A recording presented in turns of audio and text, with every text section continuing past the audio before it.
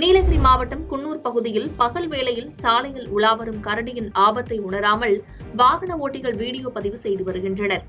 நீலகிரி மாவட்டத்தில் சமீப காலமாக குடியிருப்பு பகுதி மற்றும் நகர பகுதியில் வனவிலங்குகள் நடமாட்டம் அதிகரித்து காணப்படுகிறது. இந்நிலையில் குன்னூர் ஓட்டுப்பாறை வசந்தம் நகர் பகுதியில் கரடி ஒன்று சாலையில் பகல் வேளையில் உலா வந்துள்ளது. இதனை அவ்வழியே சென்ற வாகன ஓட்டிகள் வீடியோ பதிவு செய்து சாலையில் நடந்தவாறு சென்றுள்ளனர். இவ்வாறு வனவிலங்குகளின் ஆபத்தை உணராமல் இத்தகைய செயலில் ஈடுபடும் நபர்கள் மீது வனத்துறையினர் நடவடிக்கை எடுக்க வேண்டும் என சமூக ஆர்வலர்கள் கோரிக்கை வைத்துள்ளனர்.